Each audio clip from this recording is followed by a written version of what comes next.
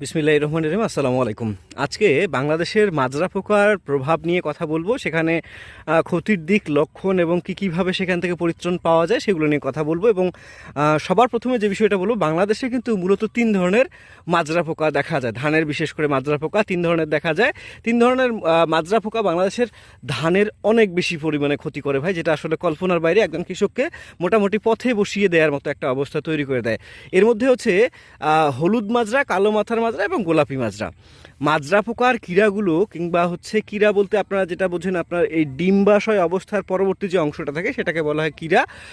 সেটাকে আমি যদি বলি, কাণ্ডের ভেতর থেকে খাওয়া শুরু করে এবং ধীরে ধীরে গাছের ডিগপাতার গোড়া খেয়ে কেটে ফেলে, ফলে ডিগ পাতা মারা যায়। যেটা আমি এর আগে একটা ভিডিওতে বলছিলাম যে হলুদ পাতা হয়ে যায়। এতে হচ্ছে মরা ডিগ কিংবা ডেড হার্ট বলে, গাছের শীষ আসার পূর্ব পর্যন্ত এই ধরনের ক্ষতি হলে ডিগ দেখতে পাওয়া যায়। থোর আসার আগে গাছ মরা ডিগ দেখলে বাড়তি কিছু কুশি উৎপাদন করে গাছ আংশিকভাবে ক্ষতিপূরণ করতে পারে।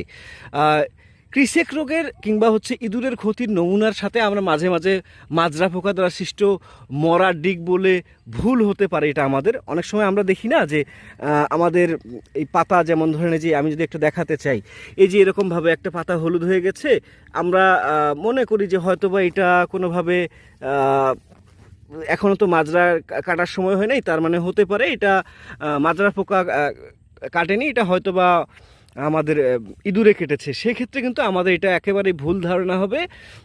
সেক্ষেত্রে অবশ্যই আমরা এখান থেকে পরিত্রাণ নেওয়ার জন্যে চেষ্টা করবো। এক্ষেত্রে অবশ্যই আমাদেরকে পাতাটাকে টেনে তুলতে হবে। তাহলে দেখতে হবে যে গোড়ার কোনো অংশে কাটা কাটা ভাব আছে কিনা, তাহলে কিন্তু আমরা বুঝতে পারবো যে এটা আসলেই মাজরা পোকার কারণেও হয়েছে, কিংবা হচ্ছে ইঁদুর কাটার কারণে হয়েছে, কোনটা কারণে হয়েছে সেটা কিন্তু আমরা বুঝতে পারবো। তবে একটা বিষয় আমি ওদেরকে বলছি, শীষ আসার পর মাজরা পোকা ক্ষতি করলে সম্পূর্ণ শীষ শুকিয়ে যায়।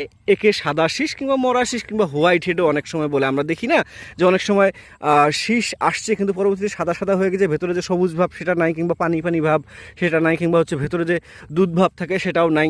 তার মানে ওইটাকে আমরা বলি মরা শীষ কিংবা হোয়াইট হেড আমরা অনেক সময় বলে থাকি, কিংবা সাদা শীষও বলে থাকি।